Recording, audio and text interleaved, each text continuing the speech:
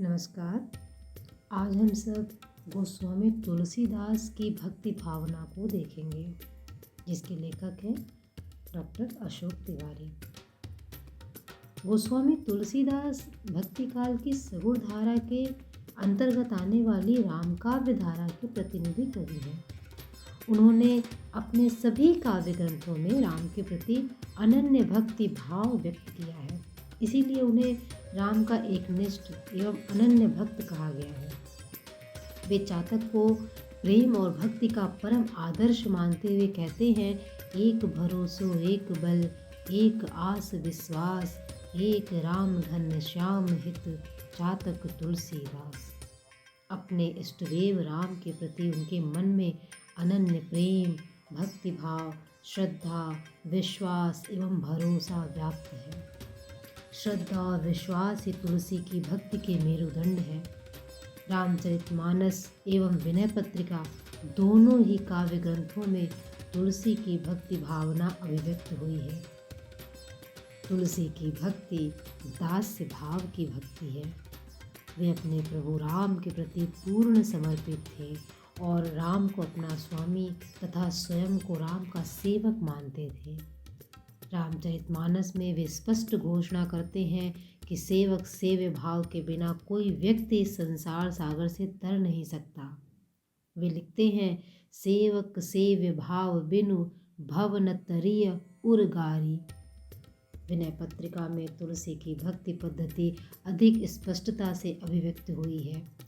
वे स्पष्ट घोषणा करते हैं, ब्रह्म तू है जीव हों तू, ठाकु हों चेरो, तात मात गुरु सखा तू, सब विधि हित मेरो। तुलसी की भक्ति में दैन्य की प्रधानता है। इस दैन्य के कारण वे अपने इष्टदेव राम को महान एवं सर्वगुण संपन्न तथा स्वयं को तुच्छ, छोटा, खोटा और पापी मानते हैं।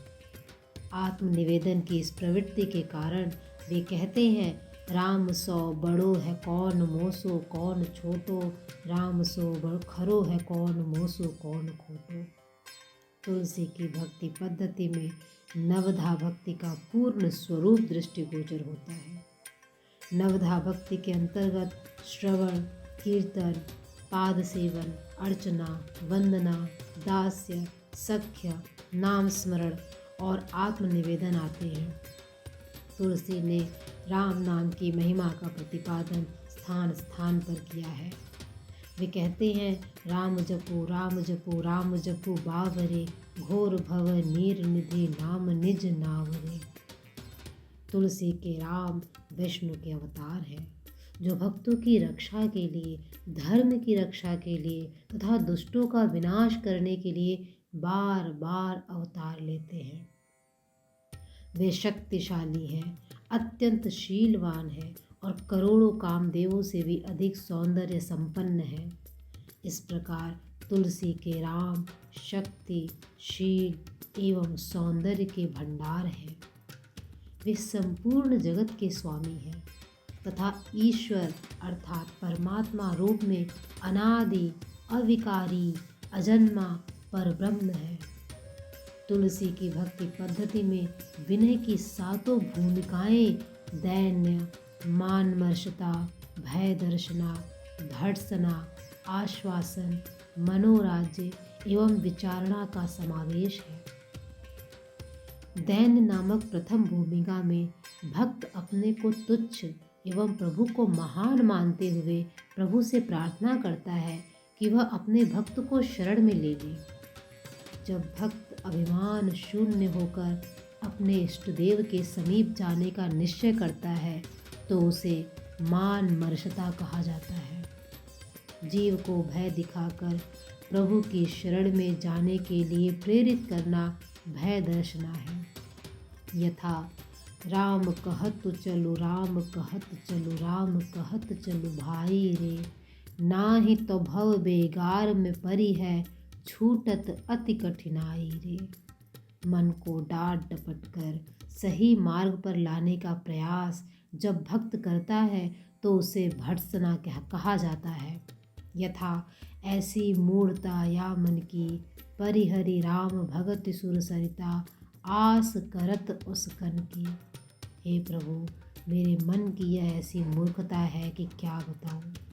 यह मूर्ख राम भक्ति रूपी गंगा नदी से अपनी प्यास न बुझाकर ओस चाटता फिर रहा है।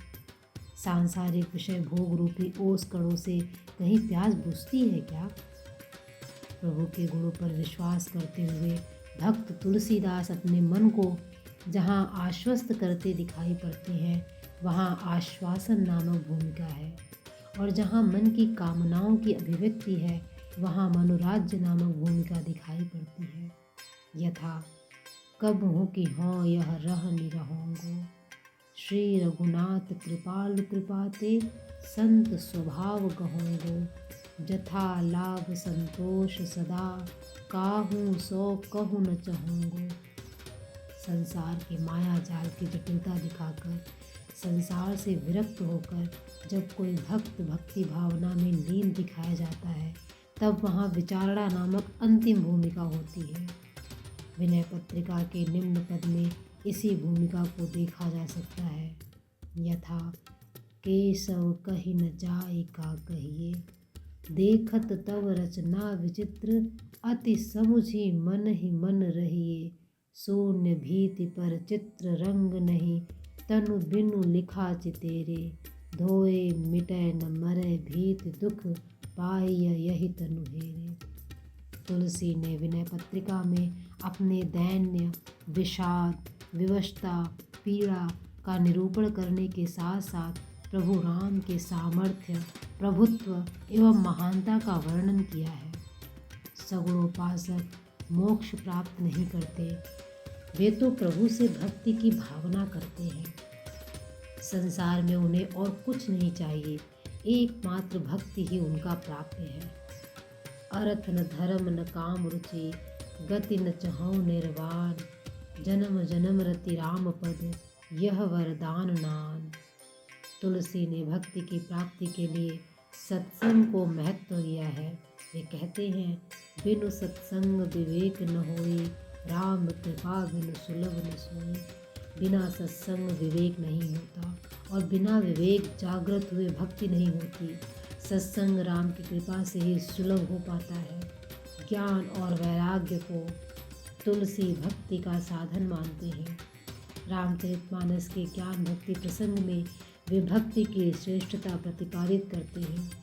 तुलसी ने भक्ति मार्ग को ज्ञान मार्ग की तुलना में सरल एवं सहज बताया है।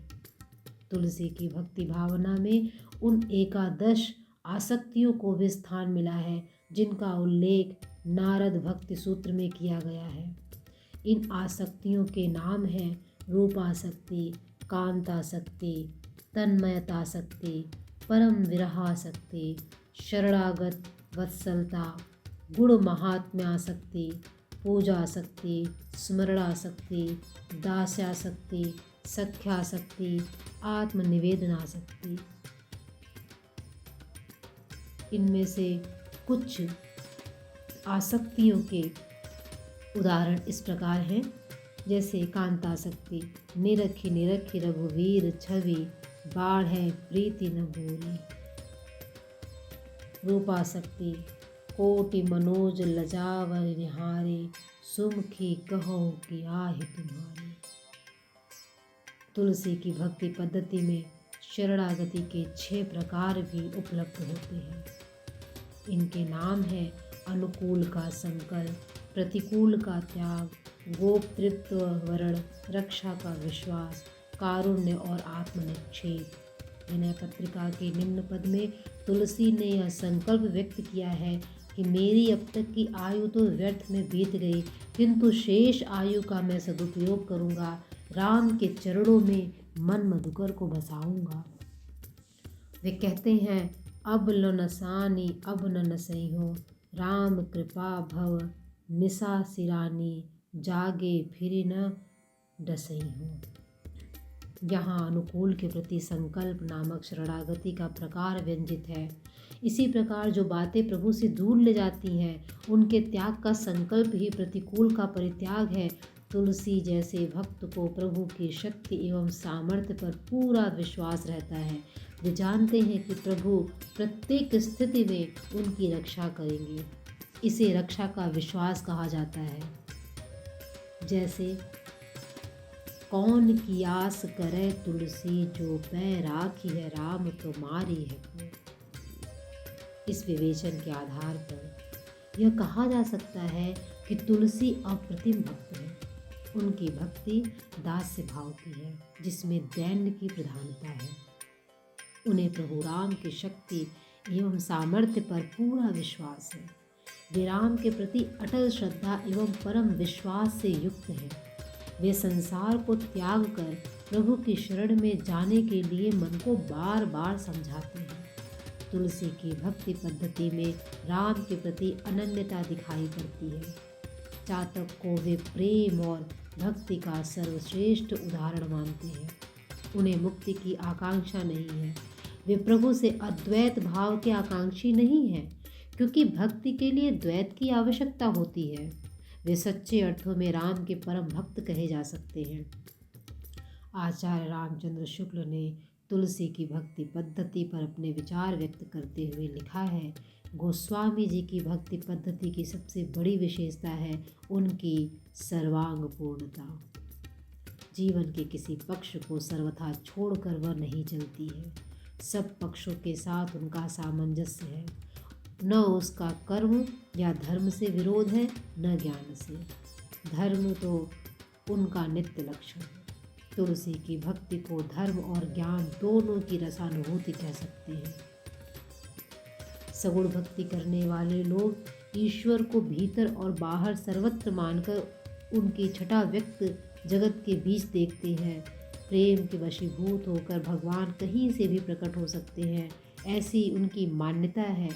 इसी से गोस्वामी जी कहते हैं, पैज परे प्रहलादहु को प्रगटे प्रभु पाहन ते नहीं ते। तुलसी की भक्ति साधना गोय नहीं है और न वह केवल उच्च वर्ण तक सीमित है। ऊंच नीच छोटे बड़े सब उस प्रभु की भक्ति के अधिकारी हैं, क्योंकि वह ईश्वर केवल प्रेम को पहचानता है। राम ही केवल प्रेम पियारा, जान लेहु सो जान निहारा। भक्ति के लिए मन वचन एवं कर्म की शुद्धता, सत्यता एवं निश्चलता चाहिए। तुलसी भक्ति मार्ग को ऐसा सीधा साधा स्वाभाविक मार्ग बताते हैं जो सबके सामने खुला है। इस पर न किसी का एकाधिकार है और न यह किसी के लिए प्रतिबंधित है। भक्ति की चरम सीमा पर पहुंचने पर भी तुलसी ने भक्ति के लोक पक्ष का त्याग नहीं किया था।